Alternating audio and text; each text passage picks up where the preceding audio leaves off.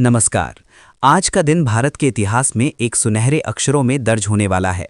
लंबे इंतजार के बाद करोड़ों ईपीएस 95 पेंशन भोगियों के संघर्ष को आखिरकार उस मुकाम तक पहुंचते हुए देखा जा सकता है जिसका सपना वे दशकों से देख रहे थे। जी हां दोस्तों, ये वही ऐतिहासिक पल है जब उम्मीदों ने मुकाम पाया है। इस बार की होली सिर्फ रंगों और अबीर गुलाल तक सीमित नहीं रहेगी, बल्कि ये त्यौहार देश के हर पेंशनर के घर में खुशहाली, सम्मान और आत्मसम्मान की मिठास घोलने वाला है। प्रधानमंत्री नरेंद्र मोदी के नेतृत्व और वित्त मंत्रालय की ओर से जो बड़ा फैसला लिया गया है, उसने सरकार और पेंशन भोगियों के बीच चल रहे इस लंबे गतिरोध को खत्म कर दिया है। ये किसी एक व्यक्ति की जीत नहीं, बल्कि उस जन सैलाब की अपार जीत है जिसने कमांडर अशोक रावत के नेतृत्व में न सिर्फ सड़कों पर उतरकर अपनी आवाज़ बुलंद की, बल्कि हर मंत्रालय, हर दफ्तर और हर उस गलियारे में दस्तक दी जहां कभी उनकी सुनवाई नहीं होती थी। सूत्रों के अनुसार कमांडर अशोक रावत की सभी प्रमुख मांगों पर मुहर लग चुकी है। अब पेंशनर्स को वो हक और वो सम्मान मिलने जा रहा है जिसकी वो न सिर्फ हकदार थे, बल्कि जिसके लिए उन्होंने अपने जीवन के आखिरी पड़ाव में भी संघर्ष का मार्ग नहीं छोड़ा। प्रधानमंत्री मोदी ने इस मामले को संवेदनशीलता से लेते हुए व्यक्तिगत रूप से हस्तक्षेप किया और वित्त मंत्रालय को सख्त निर्देश दिए कि देश के वरिष्ठ नागरिकों जिन्होंने अपना पूरा जीवन देश की सेवा में लगा दिया, उनके साथ किसी भी तरह की देरी या अन्याय बर्दाश्त नहीं किया जाएगा। ये फैसला सिर्फ एक आर्थिक राहत नहीं है, बल्कि ये उस सोच का प्रतीक है जो बुजुर्गों को समाज की रीढ़ मानती है, न कि बोझ। दोस्तों, आपको याद होगा कि कैसे बीते 12 वर्षों से ये मुद्दा उठता रहा, लेकिन हर बार इसे ठंडे बस्ते में डाल दिया गया या हर बार कहा गया कि संसाधनों की कमी है, बजट में प्रावधान नहीं है या फिर फाइलें अटकी हुई हैं। लेकिन इस बार कमांडर अशोक रावत और उनकी टीम ने ठान लिया था कि जब तक इंसाफ नहीं मिलेगा वे पीछे नहीं हटेंगे। दिल्ली की सड़कों से लेकर संसद के गलियारों तक हर जगह उनकी आवाज़ गूंजी और आज वो दिन आ ही गया जब उस आवाज़ ने न सिर्फ सुनी जाने को मजबूर किया, बल्कि सरकार को झुकने पर भी विवश कर दिया। अब जो खबर राफेल की रफ्तार से फैल रही है वो है पेंशन में भारी बढ़ोतरी, और वो भी 7,500 प्रतिमाह के साथ महंगाई भत्ता, यानी 7,500 प्लस डीए। ये सिर्फ एक संख्या नहीं है, ये उस संघर्ष की तपिश का नतीजा है जिसने देश की राजधानी दिल्ली से लेकर दूर दराज के गांवों तक में बुजुर्गों की एक नई चेतना जगाई। जरा सोचिए दोस्तों, जब तक ये फैसला नहीं हुआ था तब तक पेंशनर्स की क्या स्थिति थी। जिन हाथों ने देश की इमारत खड़ी की, जिन कंधों ने उद्योगों और कारखानों की नींव रखी, उन्हीं हाथों को अपनी दवाइयों के लिए भी किसी और के सामने हाथ फैलाना पड़ता था। 1,000 रुपए की पेंशन, जिसमें से आधी से ज्यादा दवाइयों में खर्च हो जाती थी, उससे घर का खर्च चलाना लगभग नामुमकिन था। ये वो दर्द था जो हर पेंशनर के दिल में छिपा था। लेकिन अब वो दौर खत्म हुआ। अब पेंशनर अपने घर के खर्चों के लिए, अपने इलाज के लिए किसी के सामने हाथ नहीं फैलाएंगे। ये उनके आत्मसम्मान की वापसी है, ये उनकी गरिमा की पुनर्स्थापना है। इस पूरे आंदोलन के केंद्र में रहे कमांडर अशोक रावत ने हमेशा कहा था कि ये लड़ाई सिर्फ पैसे की नहीं, बल्कि उस सोच के खिलाफ है जो बुजुर्गों को सिर्फ एक आंकड़ा मानती है। उन्होंने इस बात को बार बार उजागर किया कि कैसे देश की नीति निर्माण की मेज़ों पर बैठे हुए लोग जो वातानुकूलित कमरों में फाइलें परतते हैं, कभी ज़मीन की हकीकत को नहीं समझ पाए। और इन्होंने कभी ये महसूस नहीं किया कि जिस फाइल को वे देरी से उठा रहे हैं, उस फाइल के पीछे एक इंसान की जिंदगी दांव पर लगी है। बार बार सरकारी तंत्र ने यही कोशिश की कि इस मांग को फंड की कमी, बजटीय घाटे और तकनीकी अड़चनों के जाल में फंसाकर खत्म कर दिया जाए। लेकिन इस बार ऐसा नहीं हुआ। इस बार पेंशनर्स ने अपनी एकता के दम पर यह साबित कर दिया कि जब सच्चाई और जनता साथ हो तो सत्ता की सारी ताकतें बेबस हो जाती है। लेकिन दोस्तों, ये फैसला जितनी खुशी दे रहा है, उतना ही ये उस सच्चाई को भी उजागर करता है जिसे सिस्टम छुपाना चाहता था। आखिर इतने सालों तक क्या होता रहा? क्यों एक ऐसी मांग जो पूरी तरह से न्याय संगत थी को लगातार दरकिनार किया गया? क्यों उन लोगों की सुनवाई नहीं हुई जिन्होंने अपनी जिंदगी लगाकर इस देश की तरक्की में योगदान दिया? इसका जवाब बहुत गहरा और चौंकाने वाला है। ये सिर्फ एक फाइल या एक विभाग की लापरवाही नहीं थी, बल्कि ये एक सोची समझी साजिश का हिस्सा था। सत्ता के गलियारों में बैठे लोगों ने बुजुर्गों की लाचारी को उनकी कमजोरी समझ लिया था।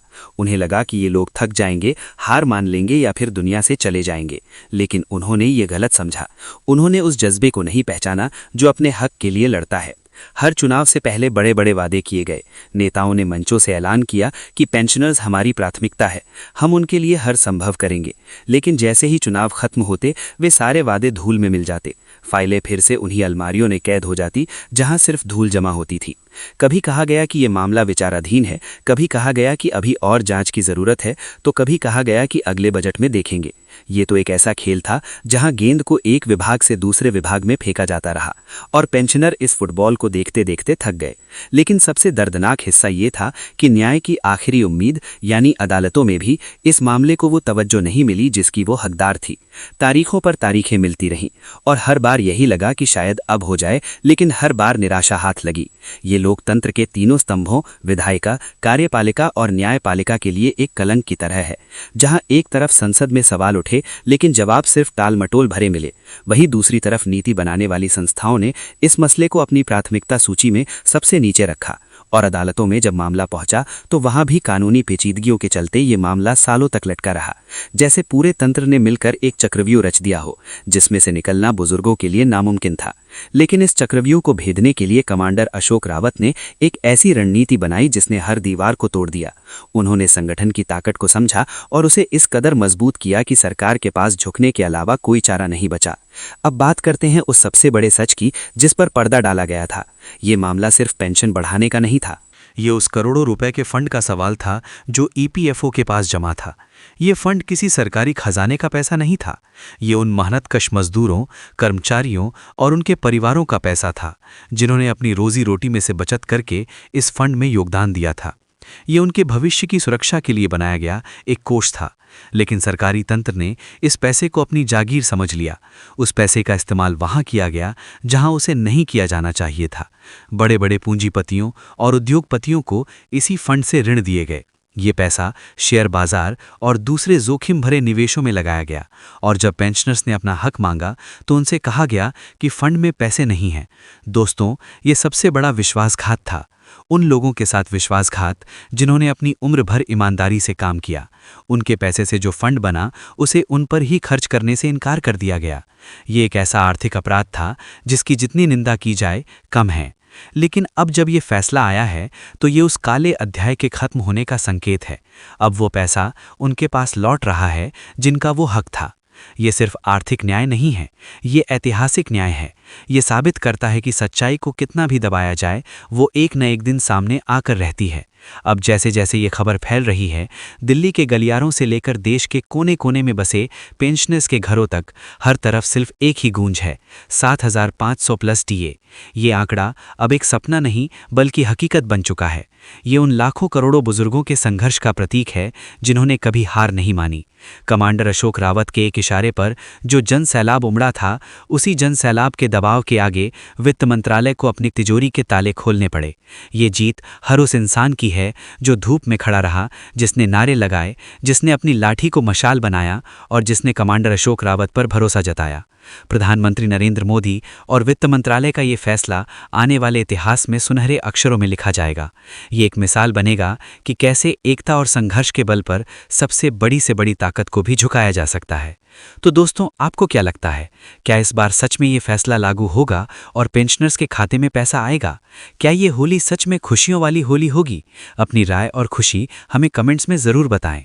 और हाँ, इस वीडियो को हर उस पेंशन ग्रुप में, हर उस मित्र को और हर उस परिवार में शेयर करें जहां ये खबर पहुंचनी चाहिए, क्योंकि ये सिर्फ एक खबर पर नहीं, ये करोड़ों दिलों की धड़कन है। ये उन बुजुर्गों की आवाज़ है जिन्होंने साबित कर दिया कि उम्र सिर्फ एक संख्या है, जुनून का कोई उम्र नहीं होता। इस ऐतिहासिक फैसले के पीछे एक लंबा इतिहास है, एक लंबा संघर्ष है। कई बार ऐसा लगा कि शायद अब उम्मीद खत्म हो गई, लेकिन हर बार कमांडर अशोक रावत और उनकी टीम ने पेंशनर्स में नई जान फूंक दी। उन्होंने उन्हें ये विश्वास दिलाया कि वे अकेले नहीं हैं, उनके साथ पूरा देश है। और आज वो विश्वास एक ठोस वास्तविकता में बदल गया है। अब सरकार ने भी ये मान लिया है कि पेंशनर्स की उपेक्षा करना अब संभव नहीं है। ये एक नई युग की शुरुआत है जहां हर पेंशनर सम्मान से जी सकेगा, बिना किसी आर्थिक चिंता के। ये जीत उन हजारों लाखों परिवारों की है जहां बुजुर्ग माता पिता अपने बच्चों पर बोझ न बनने की चिंता में रहते थे। अब वे चिंता खत्म हुई। अब वे अपने पोते पोतियों को खुशी से कुछ दे सकेंगे, अपने लिए दवाइयाँ ले सकेंगे और अपने शौक पूरे कर सकेंगे। ये सिर्फ पैसे की बात नहीं है, ये उनकी मानसिक शांति की बात है। ये उनकी आंखों में चमक लाने वाली खबर है। तो दोस्तों, आइए इस ऐतिहासिक पल का जश्न मनाएं। आइए उन सभी संघर्ष पेंशनर्स को सलाम करें जिन्होंने हार नहीं मानी, और आइए कमांडर अशोक रावत और उनकी पूरी टीम को धन्यवाद कहें जिन्होंने इस मुहिम को अंजाम तक पहुंचाया। ये जीत उनकी है, ये जीत आपकी है, ये जीत हर उस इंसान की है जो न्याय में विश्वास रखता है। और हाँ, अगर आपको ये वीडियो पसंद आया हो तो चैनल को सब्सक्राइब करना ना भूलें, ताकि आपको ऐसी ही हर बड़ी और ताज़ा खबर सबसे पहले मिलती रहे। आपका एक लाइक और एक शेयर हज़ारों लोगों तक ये खुशखबरी पहुंचा सकता है। तो देर किस बात की, अभी इस वीडियो को शेयर करें और इस खुशी में शामिल हों। धन्यवाद।